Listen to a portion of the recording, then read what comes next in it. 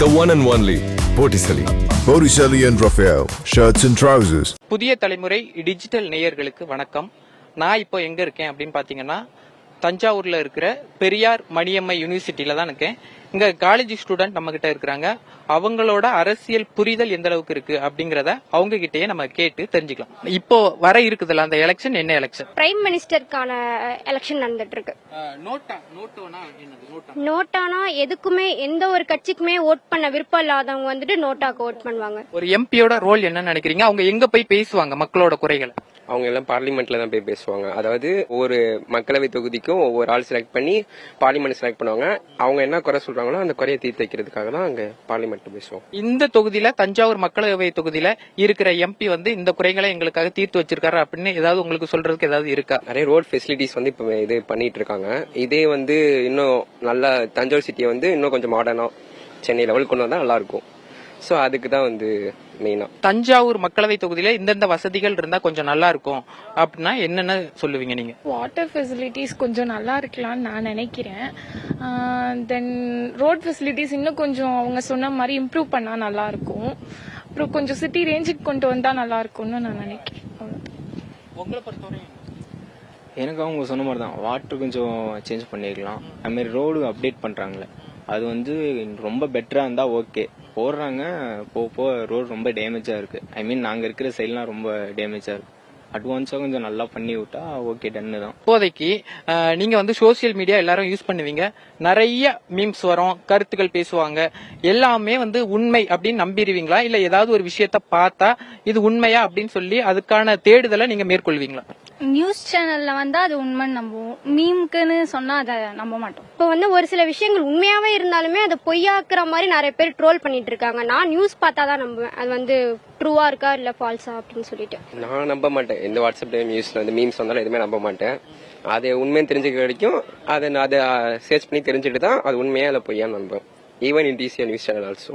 பொதுவா வந்து பெண்கள் வந்து நிறைய இளம் தலைமுறை பெண்கள் வந்து ஒரு காலேஜ் ஸ்டூடெண்ட்டை யாரோ ஒரு பேஸ்புக்லயோ இல்ல ஒரு இன்ஸ்டாகிராம்லயோ ஒரு போட்டோ போடுறாங்க அப்படின்னா அதுக்கு யாராவது ஒரு பேட் கமெண்ட் போட்டாங்கன்னா அதை நீங்க எந்த அளவுக்கு எடுத்துப்பீங்க? ஒருத்தவங்க போஸ்ட் போடணும் அப்படின்னாலே அவங்களுக்கு ஒரு தனியான ஒரு எப்படி சொல்றதுன்னா ஒரு கட்ஸ் இருக்கணும். ஆக்சுவலா தைரியம் இருக்கணும். இருந்தா மட்டும்தான் போஸ்ட் போடணும். ஏன்னா இந்த காலத்துல போய் நீ கமெண்ட் பண்ணாத நான் கமெண்ட் பண்ணாதன்னா நம்மளால சொல்ல முடியாது.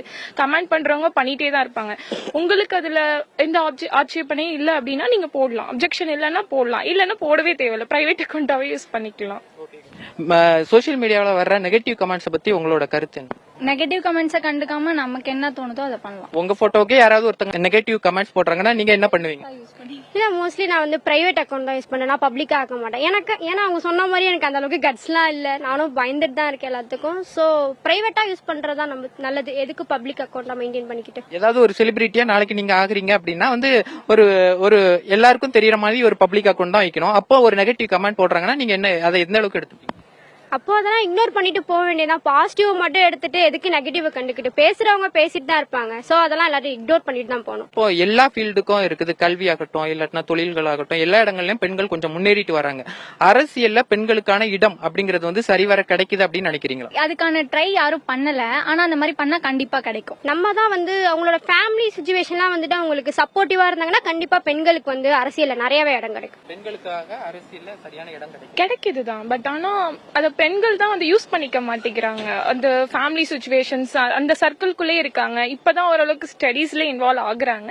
இன்னும் கொஞ்சம் டெவலப் ஆவாங்க. கண்டிப்பா ஆவாங்க. ஆனா கண்டிப்பா ஹெல்ப்ஃபுல்லா தான் இருக்கு. உங்க தஞ்சாவூர் தொகுதியை விட்டுருங்க, தமிழ்நாட்டை விட்டுருங்க, இந்தியாவையே பத்தி பேசுமே. இந்தியாவில பெண்களுக்கு போதுமான பாதுகாப்பு இருக்குன்னு நினைக்கிறீங்களா? பாதுகாப்பு இருக்குன்னு கேட்டா கண்டிப்பா கிடையாது. ஏன்னா இப்ப கூட ரீசெண்டா புதுச்சேரியில சின்ன பொண்ணு அத கூட அபியூஸ் பண்றாங்க. கண்டிப்பா இதுக்கான ஒரு சொல்யூஷன் வந்து யாரும் சொல்ல மாட்டேங்கிறாங்க. நம்ம போராடுறோம் எல்லாம் பண்றோம். ஒரு வாரம் போராடுறோம். அப்புறம் அதை விட்டுட்டு நம்ம போயிட்டு இருக்கோம். கண்டிப்பா சேஃப் கிடையவே கிடையாது. பெண்களுக்கு சேஃப் இருக்கா அப்படின்னு கேட்டா கண்டிப்பா கிடையாது.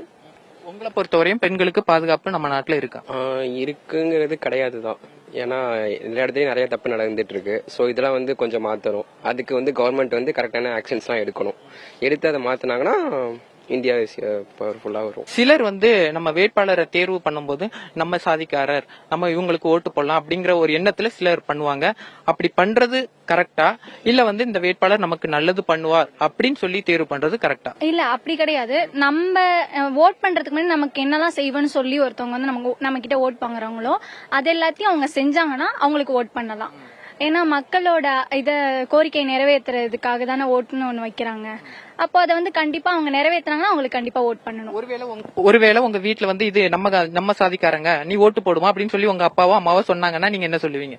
கண்டிப்பா ஓட்டுங்கிறது அவங்கவுங்களோட ஒப்பீனியன். நான் எங்க பேரண்டே சொன்னாலும் எனக்கு எங்க ஓட் பண்ணணும்னு தோணுதோ அதை பண்ணுவேன். கரெக்டான டெசிஷனை அவங்களுக்குமே நான் எடுத்து சொல்லுவேன். உங்க பாயிண்ட் ஆஃப் வியூ என்னது இந்த விஷயத்துல? என்ன உங்க பாயிண்ட் ஆஃப் வியூ? இவங்க சொன்ன மாதிரி தான் நல்லது. அவங்க என்ன சொல்றாங்களோ அவங்க அப்படியே கண்டிப்பா அவங்க செஞ்சுட்டாங்கன்னா கண்டிப்பா நான் அவங்களுக்கு ஓட் பண்ணுவேன். இந்த மாதிரி ஜாதிக்காரவங்க அதுக்காண்டிலாம் நான் பார்க்க மாட்டேன். அவங்க நல்லது செஞ்சாங்கன்னா அவங்களுக்கு ஓட் பண்ணுவேன். கேஸ்ட் பேசிஸ்ல எதுவுமே பண்ணக்கூடாது. நம்மளுக்கு என்ன தோணுதோ, நம்மளுக்கு யாரை பிடிச்சிருக்கோ அவங்களுக்கு ஓட் பண்ணணும். இந்த கேஸ்ட் பேசிஸ்ல சொல்றாங்க, ரிலிஜியன் பேசிஸ்ல சொல்றாங்கன்னா அதெல்லாம் ஓட் பண்ணவே கூடாது.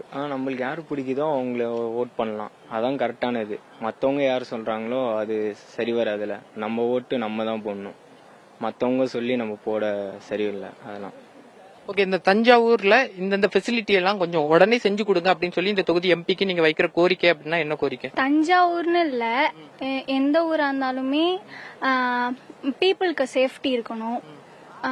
அவங்களோட ஃபெசிலிட்டிஸ் எல்லாத்தையுமே அவங்க என்னெல்லாம் நினைக்கிறாங்களோ அது எல்லாத்தையுமே அவங்க வந்து இது பண்ணணும், பர்ஃபெக்டா இதுவா இருந்தாலும். இந்த தஞ்சாவூர் தொகுதியில உங்களுக்கு ட்ரெயின் ஃபெசிலிட்டி, மெட்ரோ ஃபெசிலிட்டி, அதுக்கப்புறம் ஹாஸ்பிட்டல் ஃபெசிலிட்டி, இது மாதிரி எல்லா விஷயங்களும் கிடைக்குது அப்படின்னு நினைக்கிறீங்களா? எல்லாமே ஆல்மோஸ்ட் இருக்குதான். ஆனா இப்போ சிட்டி, அதாவது இப்போ டவுன் ஏரியா எடுத்துக்கோங்க, இப்போ ரோட் ஃபெசிலிட்டி எல்லாமே கிடைக்குது. ஆனா இது நம்ம டவுன் ஏரியால மட்டும் ஓவராலா பார்க்க கூடாது. அடுத்தது ரூரல் ஏரியாஸ் எல்லாமே நிறைய இருக்கு. இதை தாண்டி நிறைய கிராமங்கள் இருக்கு. அங்க சில இடத்துல எல்லாம் ரோட் ஃபெசிலிட்டிஸ், வாட்டர் ஃபெசிலிட்டிஸ் எதுவுமே இல்ல.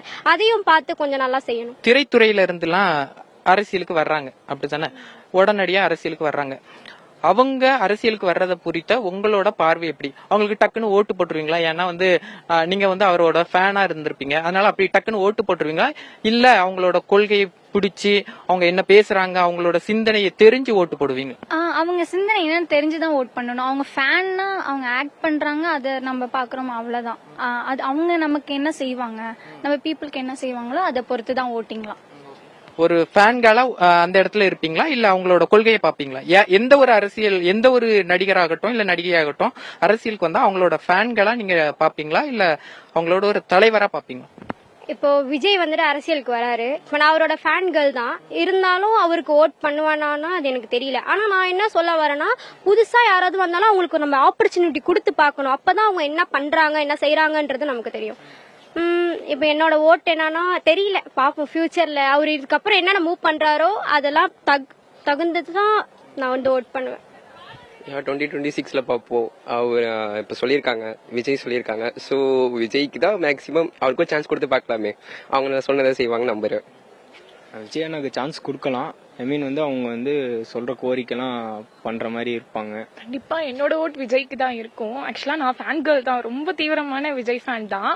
ஆனா இப்ப கொஞ்ச நாளான்னு இல்ல, ரொம்ப நாளாவே அவரு மக்களுக்காக நிறைய விஷயங்கள் பண்ணிட்டு இருக்காரு. நம்ம மத்தவங்க கூட கம்பேர் பண்ணும்போது விஜய் வந்தா நல்லா இருக்கும்னு நான் நினைக்கிறேன். கண்டிப்பா அவர் சொன்னதை செய்வாருன்னு நான் நம்புறேன். அதனால கண்டிப்பா விஜய்க்கு தான் ஓட் போடுவேன். ஒருவேளை இன்னைக்கு வந்து உங்களுக்கு ஒரு சூப்பர் பவர் வந்துருது, தமிழ்நாட்டோட முதலமைச்சரா, ஒரு நாள் முதலமைச்சரா நீங்க பதவி ஏற்கிறீங்க, இந்த உத்தரவை போட்டு இந்த விஷயத்தை சரி பண்ணுவேன் அப்படின்னா என்ன விஷயத்த பண்ணுவீங்க? Women safety. என்ன பண்ணுவீங்க? உமன் சேஃப்டிக்கு என்ன பண்ணுவீங்க? இப்போ வந்து அபியூஸ் ஆகுறது, இதுக்கெல்லாமே கரெக்டான சொல்யூஷன் கிடைக்கல. அதுக்கான சொல்யூஷனை வந்து கரெக்டான ஒரு ஆக்ட வந்து இது பண்ணணும்னு நினைப்பேன்.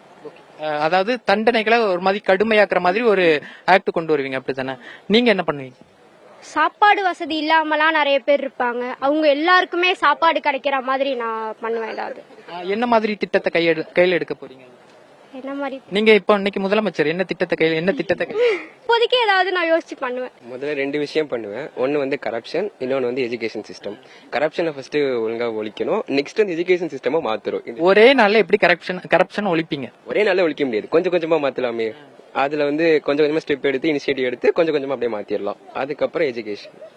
நான் ஃபர்ஸ்ட் என்ன பண்ணுவேன்னா, மெடிக்கல், அந்த மாதிரி சில கிராமம்லாம் ஃபுல்லா மெடிக்கல்லாம் இருக்காது.